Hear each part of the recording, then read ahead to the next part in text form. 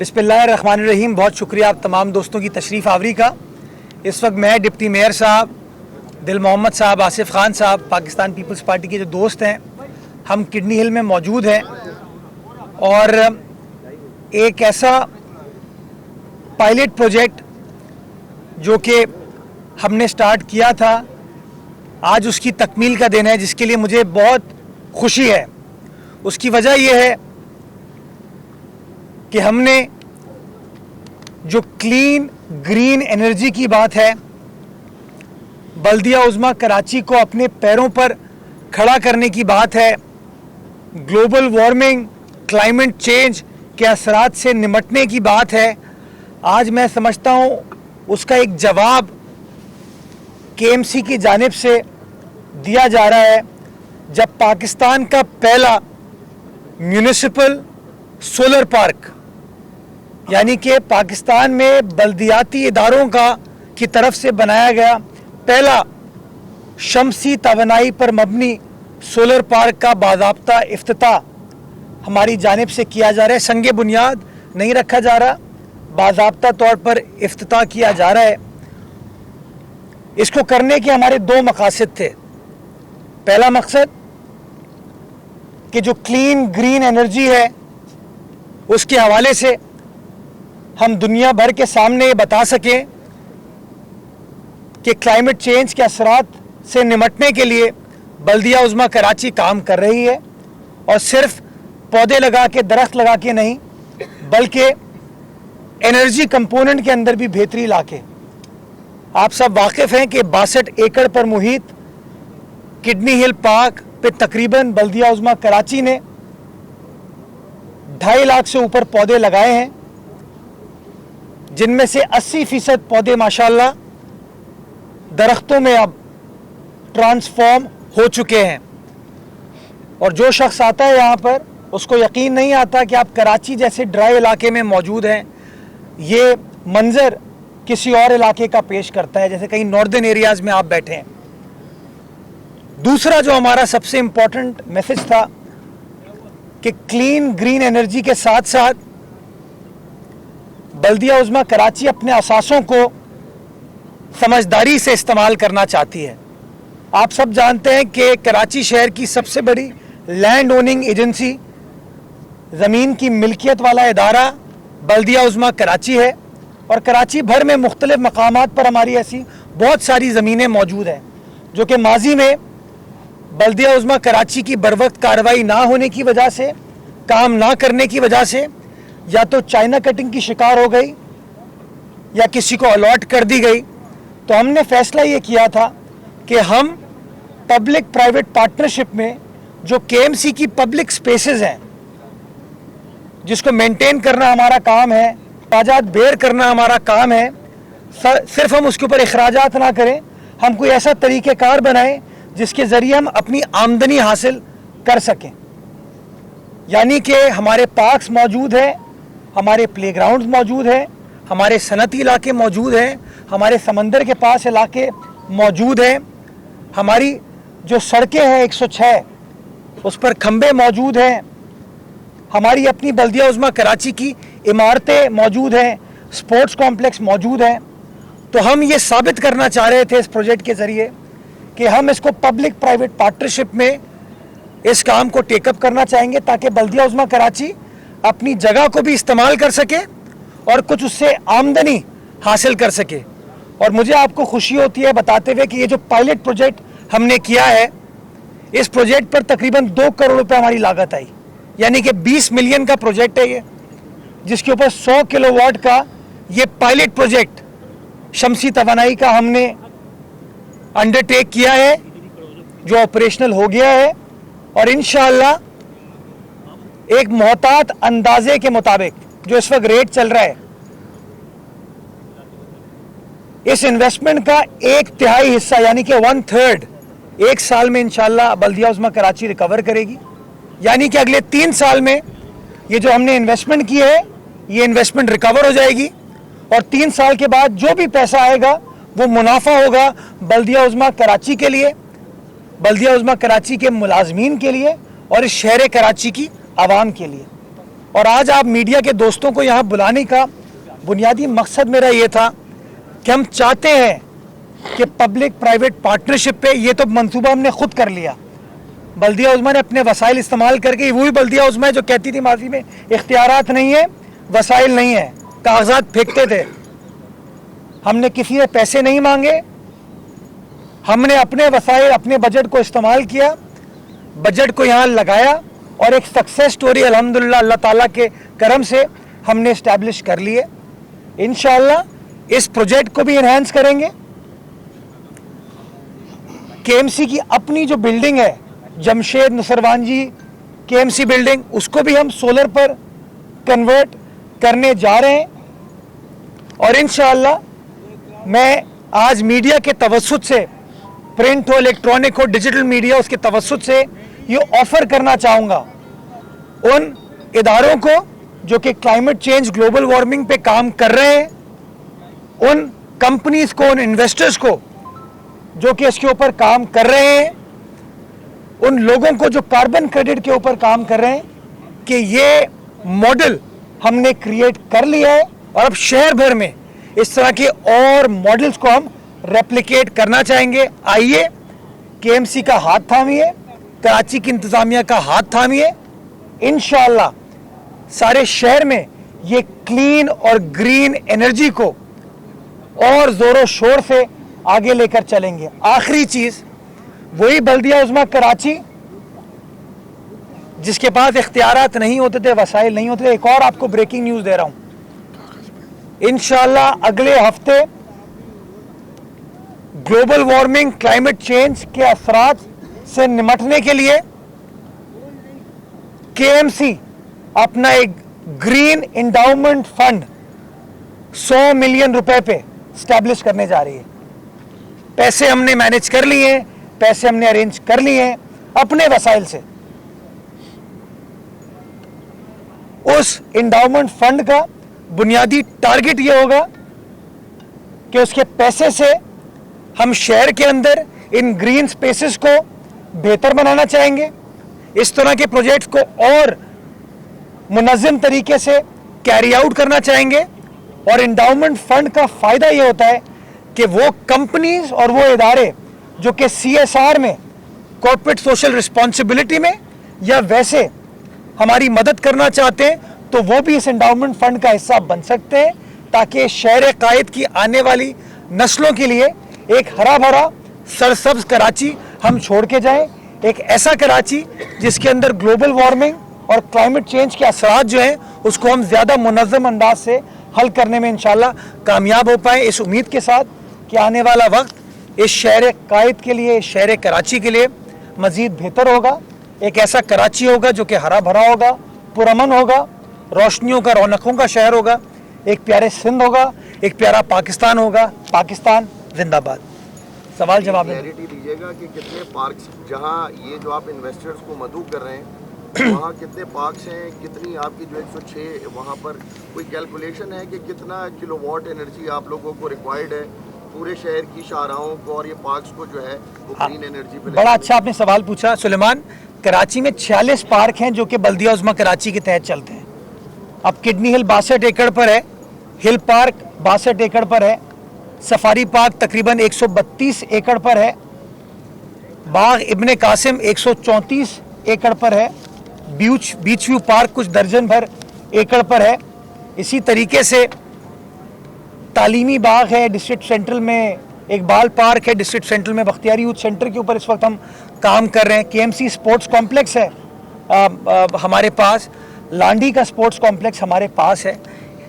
कराची की 106 सड़कें हैं जिसके खंबे हमारे पास है। खंबे इस वक्त मुझे दुख होता है उसके ऊपर लोग सियासी जमातों के अपने पैनाफ्लेक्स तो लगा देते हैं, जो फलाई इदारे हैं वो भी अपने आके मार्केटिंग की वो चीज़ें लगा देते हैं, लेकिन केएमसी जब कुछ काम करने की कोशिश करती है ताकि रेवेन्यू बढ़ सके तो कोई शख्स अदालत चले जाता है, कोई शख्स कोई और इल्ज़ाम लगा देता है। तो मैं चाहूँगा कि हम उन खंभों को भी इस्तेमाल करें, अपने ब्रिजेस को भी इस्तेमाल करें इस काम के लिए, अपने पार्क्स, प्लेग्राउंड्स को, अपनी इमारतों को इस्तेमाल करें। सुलेमान 14 अस्पताल हैं हमारे पास कराची में, 14 अस्पतालों की छतें, पार्किंग लॉट हाजिर है इस काम के लिए।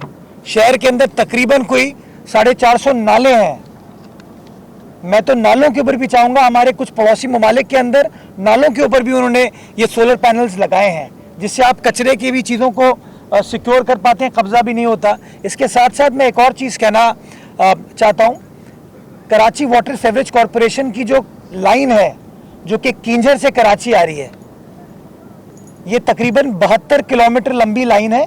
ये ज़मीन हमारी है, वाटर बोर्ड की है। उसका हमने तखमीना लगाया है कि 650 मेगावाट बिजली शमसी तवानाई के ज़रिए या हवा के ज़रिए पैदा हो सकती है। और मैं ये पिच करना चाह रहा हूँ आइडिया कि अगर 650 मेगावाट हम सस्ती और अच्छी बिजली पैदा करने में कामयाब हो पाते हैं, तो आप सोचें कि कराची वालों को सस्ती बिजली हम देने में कामयाब हो पाएंगे। आज जो हमारे कराची वालों का सबसे बड़ा मसला है कि बिल इतने महंगे हो गए हैं, मैं तो चाहूँगा कि इस तरह के प्रोजेक्ट्स को हम और एक्सपेंड करें, ताकि जहाँ हमारे कराची के इदारों के बिजली के अखराजात हैं वो कम हों, बट उसके साथ साथ जो लोगों को अगर हम कोई इसके अंदर सब्सिडी दे सकें, इससे बेहतर खिदमत नहीं हो सकती। आप जानते हैं बिलावल साहब ने अपने मंशूर में, पीपल्स पार्टी ने मंशूर में ये कहा है कि हम बिजली के मुफ्त यूनिट लोगों को देना चाहेंगे। तो इंशाल्लाह अब हुकूमत बन जाएगी, मैं सिंध गवर्नमेंट से भी रुजू करूंगा ताकि सिंध हुकूमत और केएमसी मिलकर इस इशू के ऊपर काम करें, ताकि हम अपनी कैपेसिटी को और मजीद बढ़ा सकें और ये सस्ती साफ़ सुथरी बिजली अपने शहर वालों के लिए मैसर कर सकें। अच्छा मेयर साहब, ये बताइएगा, आपने बिलावल भुट्टो जरदारी के मंशूर की बात की है, लेकिन इस वक्त हम देख रहे हैं कि पीटीआई ने भी कहा कि वो हुकूमत में नहीं जाना चाहते, अपोजिशन में बैठना चाहती है पीटीआई। मियाँ साहब भी कल रात से यही बातें चल रही है कि वो भी हुकूमत लेने में कोई दिलचस्पी नहीं रखते, हालांकि उन्होंने अपने वजारत उस्मा के उम्मीदवार का भी अनाउंसमेंट किया है। अगर ये पीछे हटते हैं तो क्या पाकिस्तान पीपल्स पार्टी हुकूमत अब बनाने में कोई दिलचस्पी रखती है? वफाक देखें, हर सियासी जमात हुकूमत बनाना चाहती है। मुझे हैरत होती है कि दुनिया की सियासी तारीख में इसकी मिसाल नहीं बनेगी कि जो लोग अपने आप को कहते हैं कि हम नंबर 1 पार्टी हैं इस वक्त पाकिस्तान के, वो कहते हैं हम हुकूमत नहीं बनाना चाहते। जो दूसरे नंबर पे हैं, जिसने अपना वज़ीर आज़म भी अनाउंस कर दिया, वो भी कहते हैं हम हुकूमत नहीं बनाना चाहते। ये शो होता है कि इनके पास कोई प्लान ही नहीं था मसाइल को हल करने के लिए। पीपल्स पार्टी ने अग्रेसिवली अपनी कैंपेन की पाकिस्तान भर में। बिलावल साहब को सीसी ने बहैसियत वज़ीर आज़म अपना उम्मीदवार नामज़द किया, लेकिन बदकिस्मती के साथ चूँकि वोटों के वो नंबर पीपल्स पार्टी की शक्ल में नहीं आए, तो बिलावल साहब ने उसूली मौक़िफ़ इख्तियार किया कि चूँकि मैं नंबर 1 सियासी जमात नहीं हूँ, तो मैं जिनके वोट मुझसे ज़्यादा हैं मैं उनको सपोर्ट करना चाहूँगा। और इससे बेहतर ऑफ़र हो नहीं सकती कि यार मुझे वजारतें भी तुमसे नहीं चाहिए, मैं तुम्हें सपोर्ट प्रोवाइड करूँगा कि तुम हुकूमत बनाओ। इससे ज़्यादा मुस्बित सोच क्या हो सकती है?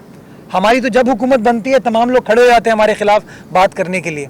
तो मुझे लगता है कि इन तमाम सियासी जमातों की कलाई खुल गई है कि इनके बस की बात नज़र नहीं आ रही कि पाकिस्तान जिन मसाइल के भंवर में फंसा हुआ है उससे उनके अंदर कैपेसिटी नहीं है निकालने की। मैं आज भी कहता हूँ कि जो आसिफ अली जरदारी साहब ने बात कही थी कि पाकिस्तान को इन मुश्किलात से निकालने के लिए सारी सियासी जमातों को यकजा होना पड़ेगा। कुछ सालों के लिए हमें ये अंडरस्टैंडिंग पैदा करनी होगी कि सियासत नंबर 2 है, पहली चीज़ ये रियासत है, ये पाकिस्तान है, पाकिस्तान की आवाम है। और मैं समझता हूँ इस सोच का फुकदान है कुछ सियासी जमातों में।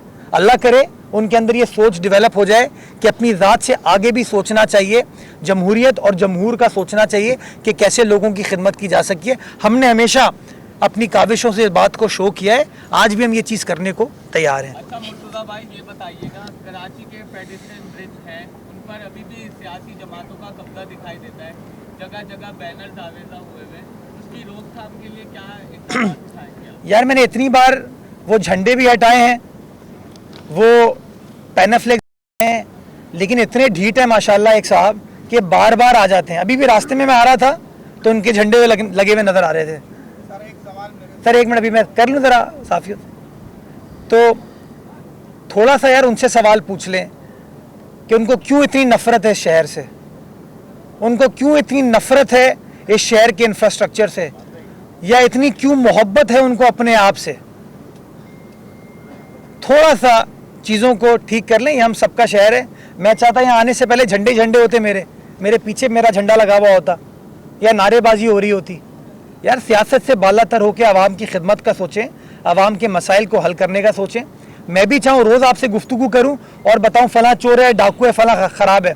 मैं जब आपसे गुफ्तगू करता हूँ किसी न किसी प्रोजेक्ट के हवाले से करता हूँ। सलमान आपसे गुफ्तगू करता है किसी प्रोजेक्ट के हवाले से करता है कि हम क्या काम कर रहे हैं, और वो हमेशा आपसे गुफ्तगू करते हैं कि कोई काम नहीं हो रहा शहर के अंदर। तो लोगों को अपनी सोच को तब्दील करने की ज़रूरत है। हम तो नेक नियति के साथ आगे बढ़े और मैं पूरी उम्मीद हूँ इंशाल्लाह कि नेक नियति इंशाल्लाह परवान चढ़ेगी। जी जी। मेरा क्वेश्चन ये है कि आप हमेशा से जो है दीगर जमातों को मिलाते हैं, यहाँ पर पीपल्स पार्टी बड़ी मुकामत की जो है वो है, लेकिन इस बार पीपल्स पार्टी सबसे बड़ी जमात है शहर के अंदर। क्या हुकूमत इस बार अकेले बनाएगी या किसी जमात को दावत देंगे अपने साथ? देखिए, पहली चीज़ ये होती है क्या हुकूमत बनाने के लिए हमें किसी सियासी जमात को अपने साथ जोड़ने की ज़रूरत है या नहीं है। हमारे पास इस वक्त 85 अरकान हैं और सादा अक्सरियत के लिए 66 MPs आपको चाहिए। हम 2/3 मेजॉरिटी के साथ तकरीबन जीते हैं, जो हमारे सिंबल पर लोग जीते हैं। ये आज़ाद लोग नहीं हैं, ये तीर के सिंबल पर जीते हैं। तो नेचुरली पहला हक हुकूमत बनाने का हमारा है। अगर कोई सियासी जमात अनकंडीशनली हमारे साथ आना चाहती है वो बेशक आए, जैसे हमने ऑफ़र की हुई है यार कि हम नून लीग के उम्मीदवार को सपोर्ट करें, कोई वजारत नहीं मांगेंगे। मुल्क के सर थोड़ा सब्र, जी थोड़ा सब्र की कमी है इस मुल्क में अनफॉर्चुनेटली। तो गुजारिश मेरी ये है कि पीपल्स पार्टी गवर्नमेंट फॉर्म करेगी और अच्छे सियासी जमहूरी माहौल के लिए हम हर किसी को साथ लेकर चलने की कोशिश करेंगे। अभी भी आप देखें इलेक्शन हो गया, वो साहब जो अपने आप को कराची का बेटा कहते थे और मुझे वडेरा, इसको वडेरा कहते थे, बाकी लोगों को सिंध के वडेरे कहते थे, वो है जामशोरो जाके उन्होंने क्या किया है, अभी किसकी औताक में बैठे हुए थे। तो ये जो अफरा तफरी की सियासत है ना, जब इंतखाब आप हार जाते हैं, इंतखाब की सुबह तक आप कह रहे थे मैं जीत रहा हूँ, और जब आपको मैंडेट नहीं मिलता तो आप कहते हैं यार ये गलत है। इसी तरीके से मैं PTI के दोस्तों से पूछता हूँ, ये जो और चीज़ें भी चल रही हैं, खैबर पख्तूनख्वा में इंतखाबात ठीक हुए क्योंकि वहाँ से वो जीत गए, पंजाब में जिन जिन जगहों से वो जीत गए वहाँ इंतखाब ठीक हुए, लेकिन सिंध में इंतखाबात ठीक नहीं हुए। ये कैसे हो सकता है? मौलाना फजलुर रहमान कह रहे हैं कि खैबर पख्तूनख्वा और बलूचिस्तान में मेरा मैंडेट छीना गया है मुझसे। तो वहाँ से कौन जीता है? खैबर पख्तूनख्वा से PTI के आज़ाद उम्मीदवार जीते हैं। यानी कि वो जो आपस में बात कर रहे हैं डीप डाउन इनसाइड तो इल्ज़ाम तराशी एक दूसरे के खिलाफ कर रहे हैं वो। इसी तरीके से कल मैं वो जो एक दीनी इज्तिमा देख रहा था जामशोरों में, सिंध की आवाम ने पहली बार रिजेक्ट थोड़ी किया उनको यार। आप 2008 के बाद से देख लें, उनकी सीटों में तवातुर के साथ कमी आई है। 2002 में कितनी थी, 2008 में कितनी थी, फिर 2013 में कम हुई मजीद, 2018 में और मजीद कम हो गई, और 2024 में 2 सीटें उनकी रह गई। तो कहीं ना कहीं बजाय इसके वो इल्ज़ाम पीपल्स पार्टी पे लगाएं, उनको थोड़ा सा खुद सोचने की ज़रूरत है। मैं पीर साहब का बड़ा एहतराम करता हूँ। पीर साहब ने अपनी कल की तकरीर में खुद कह दिया कि मैं तो कैंपेन के लिए निकला ही नहीं। तो जब तुम वोटर को इज्जत नहीं दोगे, जब वोटर के पास नहीं जाओगे, तो फिर तो यही होगा। पीपल्स पार्टी इसलिए जीतती है कि वोटर के दरमियान रहती है, वोटर के साथ रहती है, उसकी गमी हो, खुशी हो, अच्छा वक्त हो, बुरा वक्त हो, पीपल्स पार्टी की तंजीम, पीपल्स पार्टी के लोग आवाम के शाना बशाना खड़े होते हैं। और इसीलिए आप देख सकते हैं कि पीपल्स पार्टी के वोटों में कंटिन्यूसली अल्हम्दुलिल्लाह इजाफा हो रहा है, इंशाल्लाह इसी तरीके से इजाफा चलता रहेगा। जी तो आप साहब ये बता दीजिएगा, अगर इसी सोलर प्लांट के हवाले से आप बात कर लें, ये नेट मीटरिंग पे आप इसको बिजली इसकी बनाएंगे इजाफी, वो थोड़ा तफसीलात इसकी बता दें। दूसरा, आपसे हमारी बात हुई थी, आपने कहा था PSO से एक अच्छी रिकवरी हुई थी KMC को, लेकिन वो हाफ हुई थी, तो क्या वो पेमेंट हो गई और नया कोई रिकवरी का? मैं गुड क्वेश्चन आपने।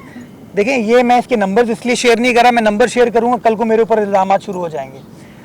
जैसे डील फाइनल हो जाएगी वो डील की तफसीलात मैं आपसे शेयर कर लूँगा। बट हाँ, इस बिजली को हम के इलेक्ट्रिक को बेचेंगे, नेट मीटरिंग के ज़रिए बेचेंगे। जो मोहतात अंदाजे के मुताबिक मैंने आपको बताया कि 2 करोड़ की इन्वेस्टमेंट हुई हमारी है और 1/3 हर साल रिटर्न होगा हमें, यानी कि 3 साल में जो इन्वेस्टमेंट है वो हमारी रिकवर हो जाएगी। दूसरी बात जो आपने PSO के हवाले से कही, सिर्फ PSO नहीं बल्कि और ऑयल मार्केटिंग कंपनी से हमारी सेटलमेंट हो गई है। PSO ने सबसे पहले वो पेमेंट की, तकरीबन 24 करोड़ रुपए की पेमेंट PSO की जानिब से आई, जिसके लिए मैं उनका तहे दिल से ममनून और मशकूर हूँ। इसी तरीके से और कुछ ऑयल मार्केटिंग कंपनीज हैं, उनने मज़ीद हमें पेमेंट की है।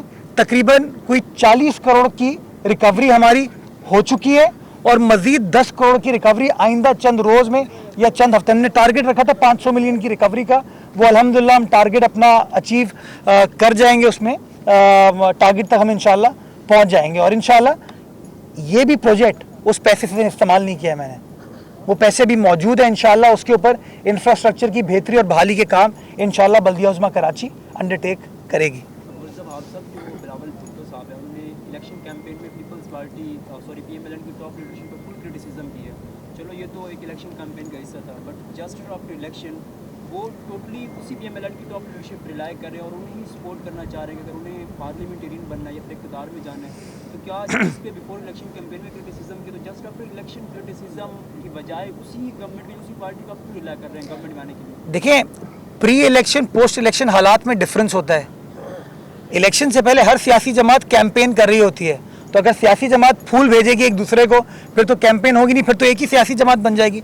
तो पाकिस्तान में कोई वन पार्टी सिस्टम नहीं है, पाकिस्तान के अंदर मल्टीपल पॉलिटिकल पार्टीज़ हैं, हर पार्टी अपना मैंडेट लेने के लिए जाती है। मैंडेट जब लोगों को मिल जाता है तो फिर फैसला किया जाता है कि क्या मैं अकेले हुकूमत बना सकता हूँ या किसी के साथ बना सकता हूँ।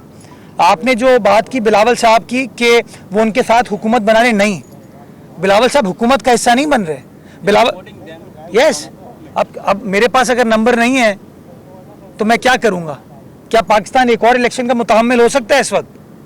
क्या करें, अभी असेंबली को हम ख़त्म कर दें? जिस पे कैंपेन में क्रिटिसिज्म किया जस्ट आफ्टर इलेक्शन वो उसी चीज़ पे रिलाई करें, क्या उनके पास कोई और ऑप्शन नहीं है? PMLN के अलावा किसी को नहीं समझते? अच्छा, मुझे बताया, हमने PTI पे भी तनकीद की है, हमने तो मौलाना साहब के ऊपर भी तनकीद की है, हमने तो जमात इस्लामी के ऊपर भी तनकीद की है, सिमिलरली उन्होंने भी हमारे ऊपर तनकीद की है। तो यार ये तनकीद तो होती है, इश्यूज़ के ऊपर बात की जाती है, इलेक्शन का हिस्सा है। इलेक्शन के बाद जो है आप अंडरस्टैंडिंग करते हैं कि किन किन इश्यूज़ पर चलना है, लेकिन अगेन अंडरस्टैंडिंग का मतलब ये नहीं होता कि दो सियासी जमातों का नज़रिया एक हो गया या आपने उनकी गलतियों को फरामोश कर दिया है। हम अपने उसूली मौक़िफ़ के ऊपर काम करते रहेंगे, लेकिन टारगेट ये है कि जो इस वक्त गैर यकीनी की सूरत हाल है उसको तो ख़त्म करना है। अगर हमारी सबसे ज़्यादा सीटें होती तो यकीन जाने बिलावल भुट्टो ज़रदारी साहब पाकिस्तान के वज़ीर आज़म होते, ये परेशानियाँ नहीं होती। भाई हंगामी बुनियादों पर कराची पहुंचे बिलावल साहब और सुनने में आया है कि अहम फैसले करेंगे, तो कौन से फैसले और किसको वज़ीर आला बनाया जा रहा है पाकिस्तान? नहीं, बिलावल साहब हंगामी बुनियादों पर नहीं है, नॉर्मल जहाज़ के अंदर ही आए थे जिस तरह आते हैं वो तो, और ठट्टा में उनका जलसा है गालिबन कल, तो नेचुरली जलसे के लिए तो आना पड़ेगा उनको। हम तो उन लोगों में से नहीं है जो टेलीफोन पे खिताब करें या स्काइप पे खिताब कर लें, हम तो अवामी लोग हैं, अवाम के दरमियान रहते हैं, इसलिए बिलावल साहब आएँ और इंशाल्लाह ठट्टा की आवाम से अवामी इशूज़ के ऊपर बात की जाएगी, ठट्टा की आवाम का शुक्रिया अदा किया जाएगा कि आपने किस भरपूर अंदाज से पाकिस्तान पीपल्स पार्टी को कामयाब कराने में अपना किरदार अदा किया। इंशाल्लाह सिंध में ना कोई हंगामा है, ना कोई अफरा तफरी है, सिंध के अंदर स्टेबिलिटी है और इंशाल्लाह स्टेबिलिटी का फ़ायदा सिंध की आवाम को होगा। बाकी जिन लोगों को थोड़ी सी मिर्ची लगी हुई है वो अपने दीनी इज्तिमात या फलाही इज्तिमात या रूहानी इज्तिमात वो जारी व सारी रखें, हम अपने सियासी और ख़िदमत पर मबनी इज्तिमात जारी व सारी रखेंगे। बहुत शुक्रिया, थैंक यू।